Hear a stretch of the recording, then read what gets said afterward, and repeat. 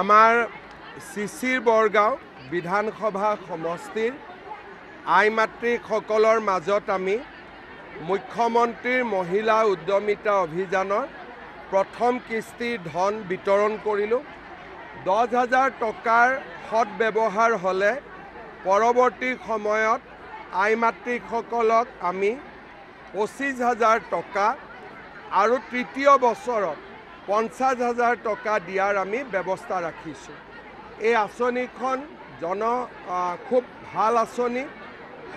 অসমৰ সকলো অঞ্চলৰ মহিলাই ইয়াক আদৰণি জনাইছে আৰু এই আঁচনিখন অসমৰ পৰা বিহাৰত লৈ যোৱা হৈছিল আৰু এতিয়া সকলো টিভিত বা বাতৰি কাকতত এইটোৱে ওলাই আছে যে এই আঁচনিখনৰ কাৰণে বিজেপি আৰু জনতা দলৰ বৃহৎ বিজয় সম্ভৱ হৈছে। মই ভাবোঁ যে সঁচা অৰ্থত এখন ভাল আঁচনি, মহিলাসকল বহুত উপকৃত হ'ব। বিধানসভা নিৰ্বাচন অতি ফলাফল বিজেপি বিজয় সাব্যস্ত কৰিছে, কিন্তু কথাটো হৈছে যে তেওঁলোকে বিৰোধীয়ে জোটবন্ধনত আছিলে আৰু সেই একে জোটবন্ধন এইবাৰ 26ৰ কাৰণে কৰিছে অসমত যিটো জোটবন্ধন হৈছে এইটো বিয়া বাৰু দিন ঠিক কৰাৰ কাৰণে, সেইটো ইলেকশ্যনৰ কাৰণে হোৱা নাই। আৰু য'তে অখিল গগৈ থাকিব গাখীৰত নিমখ ঢালিবই, সেইকাৰণে সেইটো জোটবন্ধন লৈ আমি চিন্তা কৰিব নালাগে, সেইটো এক্সিডেণ্ট হ'বই কনফাৰ্ম। ৰাহুল গান্ধী য'তেই যাব তাতে বিজেপি ইলেকশ্যন জিকিব। আৰু এই কথাটো মই বিহাৰত কৈ আহিছিলোঁ যে ৰাহুল গান্ধী হ'ল বিজেপিৰ আটাইতকৈ ডাঙৰ ষ্টাৰ কেম্পেইনাৰ। যদি ৰাহুল গান্ধী আহি যায় বিজেপি জিকাটো পাক্কা হৈ যায়। তেতিয়াহ'লে আমি 100% জিকি যাম যদি ৰাহুল গান্ধী আহে। এই বিষয়টো মই তদন্ত কৰি চাইছিলোঁ, কিন্তু প্ৰধান বৰুৱা ডাঙৰীয়াই মোক কৈছে যে এইটো তেনেকুৱা কথা নহয়, তেওঁ পিছত মোক বুজাই দিম বুলি কৈছে। যিসকল কৰ্মচাৰী আছে আৰু লগতে অসমৰ বিভিন্ন মহাবিদ্যালয়ত অনা শিক্ষকসকল আজি তেখেতসকল প্ৰাপ্যৰ পৰা বঞ্চিত হয়। এজনে মানুহ যিমান কৰিব পাৰোঁ কৰি আছোঁ আৰু কৰি যাম। খালি সকলোৱে, মইতো আৰু ভগৱান নহয়, মুখ্যমন্ত্ৰী, গতিকে যিমান পাৰোঁ 12 চনৰ পৰাতো কৰিয়ে আহিছোঁ, ইয়াক প্ৰাদেশিকৰণ, তাক চাকৰি, যিমান পাৰোঁতো কৰি আহিছোঁ আৰু কৰি গৈ থাকিম। এইটো আমাৰ অসমমানত আছে, এইটো NHIDCLক আমি গতাই দিছোঁ। আগতে অসম PWয়ে কৰা কথা আছিল, এতিয়া আমি NHIDCLক গতাই দিছোঁ, তেওঁলোকে ধুনীয়াকৈ কৰি পেলাব।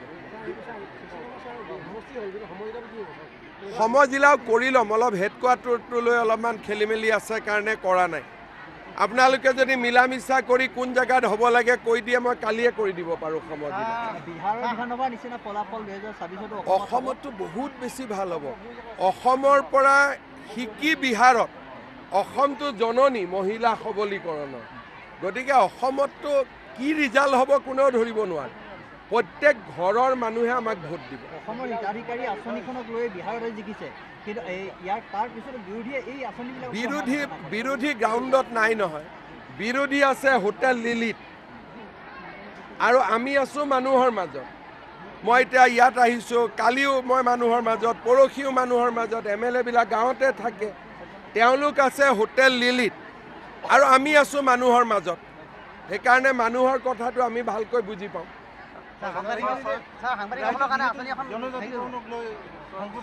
মই ভাবোঁ যে এই গোটেই বিষয়টোৰ এটা সুন্দৰ সমাধানৰ ফালে আমি আগবাঢ়িছোঁ। 25 তাৰিখৰ পৰা যিখন বিধানসভাৰ অধিৱেশন হ'ব তাতে আমি এটা প্ৰস্তাৱ দাঙি ধৰিম। সকলোৱে যদি সমৰ্থন কৰে গোটেই বস্তুটো এটা লাইনত গুচি যাব। নহয়, কোনে কৈছে? তেওঁ CM, তেওঁ নিজৰ ভৰিৰ ওপৰত নিজে জিকিছে। তেওঁলোকৰ দলটোৰ নাম হ'ল ৰাভা যৌথ সংগ্ৰাম সমিতি। আমাৰ লগততো চব আছে, আপুনিও আছে, কিন্তু আপুনি কি ক'ব নক'ব তাৰ গেৰেণ্টিটো মই ল'ব নোৱাৰোঁ। ল'ৰা ছোৱালীৰ দায়িত্বই ল'ব নোৱাৰোঁ কি কয় কি নকয়।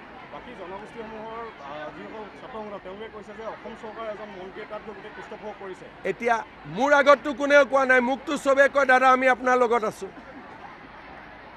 মইতো প্ৰত্যেক জনগোষ্ঠীক সংগঠনক লগ পাই থাকোঁ কালিও চাহ জনজাতিক সকলোকে লগ পাইছোঁ সকলোৱে কৈছে যে আপুনি মুখ্যমন্ত্ৰী হৈ যিমান ঐতিহাসিক কাম কৰিলে কোনেও কৰা নাই আজি মিচিং জনগোষ্ঠীৰ মানুহে মৰম কৰা আমাক সহায় কৰাৰ কাৰণে আজি আমি ইয়াৰ গোটেই ট্ৰাইবেল বেলবক্কত সকলোকে মাতি দিব পাৰিলোঁ নে নাই আজি চিচিৰ বৰগাঁও এটা নন ট্ৰাইবেল সমষ্টি হ'ল নে নাই গতিকে ভাল কামখিনিতো মানুহে আমাক প্ৰশংসা কৰি আছে নহয় আৰু মোকতো যি কোনটো সংগঠন কওক সকলোৱেতো মোক খালি মইতো যিমান লগ পাওঁ সকলোৱেতো মোক এটাই কথা কয় যে দাদা আপোনাৰ দিনতে চব হ'ব লাগিব কাৰণ আপুনি নকৰিলে আৰু কোনেও কৰিব নোৱাৰে সেইটোকে কৈছোঁ আৰু সেইকাৰণে মই চব কাম কৰি আছোঁ এইটো কামো কৰি দেখুৱাম মই পালোঁ বিল এখন আহিব চাই লওক কি হয় আন্দোলন কৰি থাকিলে একো নহ'ব আন্দোলন চেঞ্জ হোৱাৰ পিছত কথা পাতিম